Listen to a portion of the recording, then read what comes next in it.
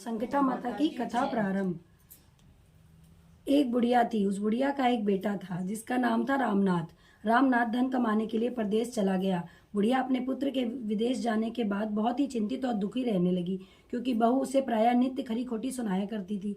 इसलिए बुढ़िया प्रतिदिन चिंतित और उदास रहती थी और घर के बाहर स्थित कुएं पर बैठकर रोया करती थी। बुढ़िया का यह क्रम रोज चलता रहा। एक दिन कुएं में से दिए की माँ नामक एक स्त्री निकली और उसने बुढ़िया से पूछा, बूढ़ी माँ, तुम इस तरह बैठ कर क्यों रोती हो? तुम्हें किस बात का कष्ट है? तुम मुझे अपना दुख बताओ, मैं तुम्हारे सारे दुख दूर करने का प्रयत्न करूंगी। बुढ़िया ने उस स्त्री का प्रश्न सुनकर कोई भी जवाब नहीं दिया और रोती रही। दिए की माँ बार बार प्रश्न दोहराई जा रही थी। वह बुढ़िया के इस बात को सुनकर झुंझला उठी। उस बुढ़िया ने दिए की माँ से कहा, तुम मुझे बार बार ऐसा क्यों पूछ रही हो? क्या सचमुच ही तुम मेरा दुख जानकर दूर कर दोगी?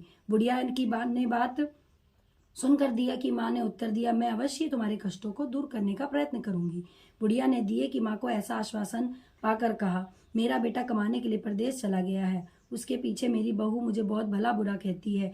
यही मेरे दुख का कारण है। बुढ़िया की बात सुनकर दिए की माँ ने कहा, यहाँ वन में संकटा माता रहती हैं। तुम अपना दुख उनसे सुनाकर कष्ट से छुटकारा पाने के लिए प्रार्थना करो। माँ बहुत दयालु हैं, दुखियों के प्रति बहुत सहानुभूति रखती हैं। निसंतानों को संतान, निर्धनों को धनवान, निर्बल को बलवान और अभागों को भाग्यवान बनाती हैं। उनकी कृपा से सौभाग्यवती स्त्रियों का सौभाग्य अचल हो जाता है। कुंवारी कन्याओं अपनी इच्छित वर प्राप्त करती हैं। रोगी को अपने रोग से मुक्ति मिलती है। इसके अलावा जो भी मनोकामना हो वह सभी पूरा करती हैं, इसमें कोई संदेह नहीं। दिए की माँ ऐसी विलक्षण बात को सुनकर बुढ़िया संकटा माता के पास गई और उनके चरणों पर गिर के विलाप करने लगी। संकटा माता ने बड़े ही दयालु होकर बुढ़िया से पूछा, बुढ़िया, तुम किस कारण इतने दुख बार बार रोती रहती हो? बुढ़िया ने कहा, हे माता, आप तो सब कुछ जानती हैं, आपने से तो कुछ ना छिपा। आप मेरे दुख को दूर करने का आश्वासन दें तो मैं आपकी दुखद गाथा को आपको सुनाऊं। बुढ़िया की बात सुनकर संकटा माता ने कहा, मुझे पहले अपना दुख बताओ, दुखियों का दुख करना ही मेरा काम है। संकटा माता ने ऐसा कहने पर बुढ़िया से कहा, हे माता, मेरा लड़का परदेश चला गया है। उसके घर में न रहने से मेरी बहू बहुत मुझे बुरा भला कहती है। उसकी बातें सुन मुझे सहन नहीं होती। इसी कारण परेशान होकर मैं बार बार रोया करती हूँ। बुढ़िया की इस दर्द भरी कथा को सुनकर संकटा माता ने कहा, तुम घर जाकर मेरे लिए मन्नत पूरी करो, जो इससे तुम्हारा लड़का सकुशल घर वापस आ जाए। मेरी पूजा के दिन सुहागिन स्त्रियों को आमंत्रित कर उन्हें भोजन कराओ। ऐसा करने से तुम्हारा लड़का अवश्य तुम्हारे पास आ जाएगा। संकटा माता के कहे अनुसार उस बुढ़िया ने मानौती मांगकर पूजा की और सुहागिन स्त्रियों को भोजन के लिए आमंत्रित किया। परंतु विचित्र बात यह हुई कि जब बुढ़िया ने स्त्रियों को लड्डू बनाने शुरू किए तो उसमें से 7 की जगह 8 लड्डू बन गए। इस बात से बुढ़िया बहुत ही असमंजस में पड़ गई। ऐसा होने का क्या कारण था? कहीं मुझसे गिनने में गलती तो नहीं हो गई, अथवा आप अपने आप लड्डू बन जाने से कोई अन्य कारण है?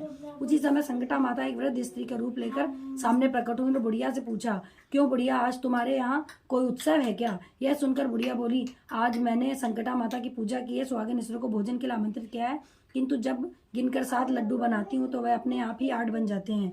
मैं इस बात से चिंतित हो गई हूँ। बुढ़िया की बात सुनकर संकटा माता ने क्या तुमने किसी बुढ़िया को आमंत्रित किया है? बुढ़िया कहने लगी, नहीं, मैंने ऐसा नहीं किया। परंतु तुम कौन हो? संकटा ने माता ने कहा, मैं बुढ़िया हूँ, मुझे आमंत्रित कर लो। ऐसा सुनकर बुढ़िया ने उस बुढ़िया रूपी धारी संकटा को माता को भोजन के लिए आमंत्रित कर लिया। इसके बाद बुढ़िया ने घर पर अब सभी आमंत्रित सुहागिनों के साथ आ पहुंची। बुढ़िया ने सबको लड्डू तथा अन्य मिठाई का भोजन कराया। इससे संकटा माता उस बुढ़िया पर बहुत प्रसन्न हुई। माता की कृपा से उस बुढ़िया के बेटे के मन अपनी माता की और पत्नी से मिलने की इच्छा उत्पन्न हुई। वह अपने घर के लिए चल दिया। कुछ दिन बीतने के बाद वह बुढ़िया संकटा माता की पूजा कर सुहागिनों को भोजन करा रही थी कि किसी उसके लड़के के आने की सूचना दी किसी ने। लेकिन बुढ़िया अपने काम में लगी रही। उसने अब लड़के को बैठने दो और सुहागिनों को जिमा कर आती हूँ यह कह दिया। लड़के की बहू ने पति के आने का समाचार सुना। उसी क्षण पति स्वागत के लिए तुरंत घर की ओर चल दी। लड़के ने अपनी पत्नी को देखकर मन में सोचा कि मेरी स्त्री मेरी प्रति कितना प्रेम रखती है, जो खबर पाते ही मुझसे मिलने आ गई। परंतु मेरी माँ मुझ पर जरा भी प्रेम नहीं है, मेरे आने की खबर पाकर भी मुझसे मिलने नहीं आई। जब पूजा का काम समाप्त हो गया, सभी सुहागिनें भोजन करके अपने अपने घर को लौट गई। बुढ़िया अपने बेटे से मिलने के लिए उसके पास जा पहुंची। माँ के आने पर लड़के ने पूछा, माँ, आप कहाँ थी? माँ ने कहा, मेरा बेटा, मैं तुम्हारी सकुशलता के लिए संकटा माता से मनौती रखी थी, उसी की पूजा कर रही सुहागिनों को जिमा रही थी। संकटा माता की कृपा से उसका मन अपनी पत्नी से हट गया और माँ से कहा, माँ, या तो यहाँ मैं रहूंगा या आप रहेंगी।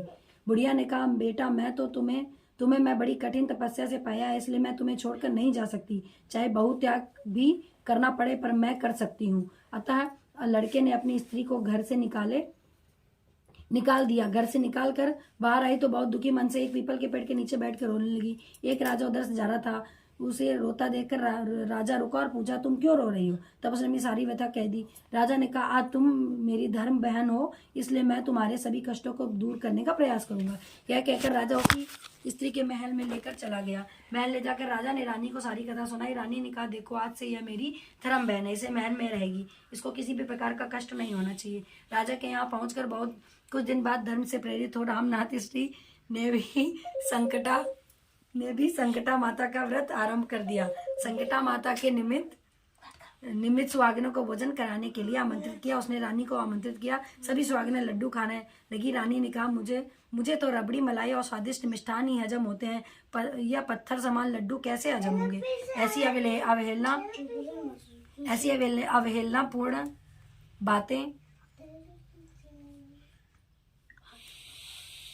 बातें सुनकर रानी ने लड्डू खाने से मना कर दिया। कुछ समय बाद संकटा माता की कृपा से रामनाथ अपनी पत्नी को खोजते हुए राजा के महल में आया। वहां आकर अपनी पत्नी को संकटा माता की पूजा करते हुए देखा तो संकटा माता को हाथ जोड़कर प्रणाम किया और अपनी पत्नी से कहा, प्रिय मेरे अपराध को क्षमा करिए। पत्नी ने कहा, नाथ यह सब प्रारंभ से ही होता आ रहा है, आपका कोई दोष नहीं है, आप मेरे ईश्वर रूप हैं और मेरे अपराध को क्षमा करें। यह कहकर दोनों विधि पूर्वक संकटा माता व्रत कथा सुनी। संकटा माता की पूजा को समाप्त कर सुहागिनों को जिमा कर दोनों पति पत्नी अपने घर को प्रस्थान के लिए तैयार हो गए। चले आइएगा, ऐसा कहकर दोनों पति पत्नी अपने घर चले गए। आए संकटा माता के प्रसाद का निरादर करने के कारण रानी पर भारी संकट आ गया। रामनाथ की बहू के जाते ही उनका राजपाट नष्ट हो गया, विपत्ति में पड़ गया। रानी ने कहा, राजा से कहा, ना मालूम वह तुम्हारी धर्म बहन कैसी थी, यहाँ से जाते ही सब कुछ नष्ट हो गया। रानी ने राजा से कहा, जाते समय यह कह गई थी कि जब मेरे पर कष्ट पड़े तो मेरे यहाँ जरूर आना, कदाचित तुम्हें ऊपर कोई भी कष्ट पड़े तो तुम मेरे घर चली आना, इसलिए हमें चलना ही चाहिए। ऐसा विचार कर राजा रानी दोनों ही अपनी धर्म बहन के घर जाकर रानी पहुंच गए। वहां जाकर रानी ने कहा, बहन तुम्हारे जाते ही ऐसा क्या हो गया कि हमारी सारी संपत्ति नष्ट हो गई, हम लोग बहुत परेशानी में पड़ गए। रानी की बात सुनकर रामनाथ की स्त्री ने कहा, बहन मैं तो कुछ नहीं जानती, मेरे तो सर्व कर्ता धर्ता धर्म संकटा माता है, इसके अतिरिक्त तो कोई दूसरा नहीं है, इसलिए मेरी राय में तुम संकटा माता से अपने भूलों के लिए क्षमा याचना करो, उन्हीं की मान मनौती से तुम्हारा काम बन जाएगा, तुम्हारे सारे बिगड़े काम सुधर जाएंगे। रामनाथ की स्त्री ने बातें सुनकर रानी ने श्रद्धा भक्ति संकटा माता का व्रत किया और सुहागिनों को जिमाकर अनजाने में हुई सब भूलों को संकटा माता से बार बार क्षमा मांगी। रानी के ऐसा करते ही संकटा माता प्रसन्न हो गई। रात में रानी को स्वप्न कहा कि तुम दोनों पति पत्नी अपने महल में चले जाओ, वहां मेरी पूजा करना और मेरे निमित्त सुहागिनों को जिमाना, ऐसा करने से तुम्हारा गया हुआ राजपाट दोबारा वापस आ जाएगा। सुबह होते ही रानी ने अपने सपने की बात राजा को बताई। रानी की बात सुनते ही राजा उसी क्षण रानी को लेकर अपने महल की ओर चल दिया। महल में आने के बाद राजा रानी संकटा माता के कहे अनुसार पूर्व भक्ति भाव से संकटा माता की और सुहागिनों को भोजन कराया। ऐसा करने से उनका बिगड़ा काम सुधर गया और सारा राजपाट उन्हें वापस मिल गया और पहले की तरह राज्य भोगने लगे। इसी प्रकार संकटा माता सबकी संकट दूर करें, सब पे आई हुई विपत्ति को दूर करें। बोलो संकटा माता की जय। जय संकटा जय बोलो जय। सबकी मन्नत पूरी देवा माता जगी पार्वती पिता महादेवा, दीनन की लाज रखो शंभु शतवारी, कामना